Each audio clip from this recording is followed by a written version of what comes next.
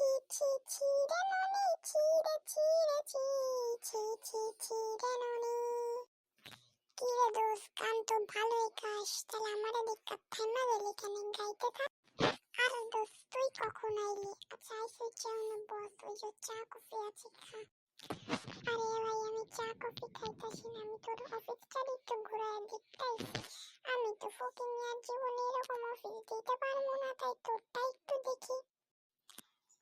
আমি জানি তুই ফকিনি, তুই তো ফকিনি প্রবে, জীবনেও দিতে আসবি না আমার অফিসে পিজ্জা খাইতে।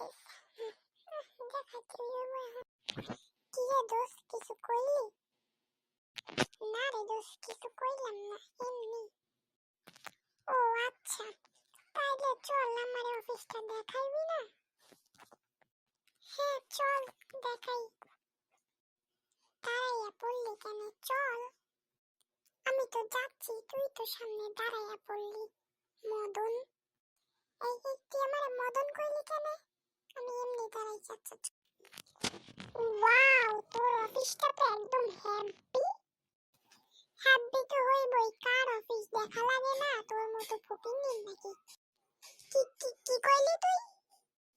না কিছু না, চল দেখবি না? হ্যাঁ চল দেখি, আর কি করবো। যখন আমার একখান অফিস হইমু তখন তোরে আমি অনেক দুধটাও দিব না, জুতা দিয়ে লাইটটা বাই করবো। কি কি করলি? আমি তোরে আমার অফিস দেখাইতাছি আর তুই আমারে এইটা কইতে যা। আরে আরে তুই শুন, আমি অমনি কই নাই তো, তুই যেমনি কোস না কেন বেরো। আমি চলে যাচ্ছি, আর কখনো তোর সাথে দেখা করব না। হ্যাঁ হ্যাঁ, আমার বইয়ে গেছে, তোর সাথে দেখা করে আমার কোনো ইচ্ছা নেই, আর কখনো আসবো